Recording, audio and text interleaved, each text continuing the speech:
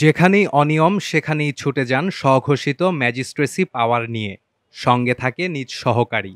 অনিয়ম বা সিন্ডিকেটের বিরুদ্ধে করেন জরিমানা। এমনই এক ম্যাজিস্ট্রেট ভোলার আতঙ্ক হয়ে ওঠে। তবে কে সে? আদতে তারা প্রশাসনের কেউ নয়। ভুয়া পরিচয়ে দীর্ঘদিন ধরে প্রতারণা করে আসছিল সাধারণ মানুষের সঙ্গে। এমনই এক খবর পেয়ে গত বৃহস্পতিবার রাত 10:30টার দিকে ভোলার বোরহানুদ্দিন ও লালমোহন উপজেলায় অভিযান চালায় পুলিশ। এ সময় ম্যাজিস্ট্রেট পরিচয়দানকারী মোহাম্মদ আফরান শুভ, আনসার সদস্য মোহাম্মদ হারুনুর রশিদ ও গাড়ি চালক মোহাম্মদ বাবুল হাওলাদারকে আটক করা হয়। সামাজিক যোগাযোগ মাধ্যমে একটা ছবি প্রকাশ হওয়ার পরে পুলিশ সুপার মহোদয়ের দৃষ্টিগোচরে আসে।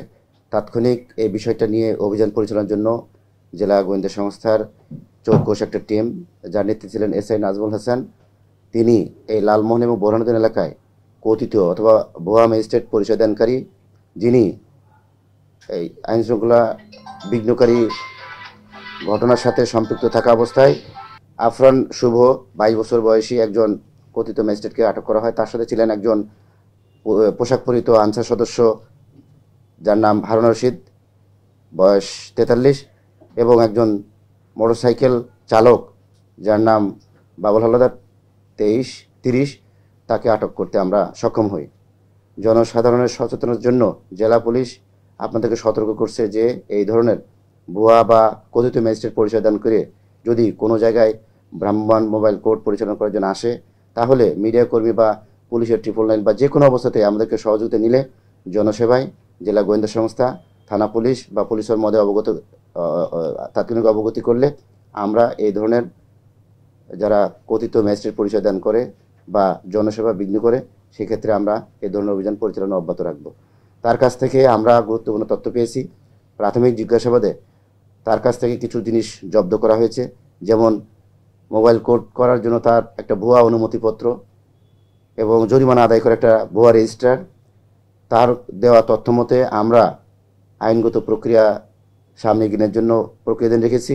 একই সাথে এই কাজটা তিনি কিভাবে করলেন, কারা এর সাথে জড়িত, অধিকতর তদন্ত স্বার্থে আদালতের অনুমতি সাপেক্ষে পুলিশি হেফাজতে জিজ্ঞাসাবাদের জন্য আমরা রিমান্ড চাইব। পরবর্তী কোনো গুরুত্বপূর্ণ তথ্য আসলে জনস্বার্থে আপনাদেরকে জানিয়ে দেওয়া হবে।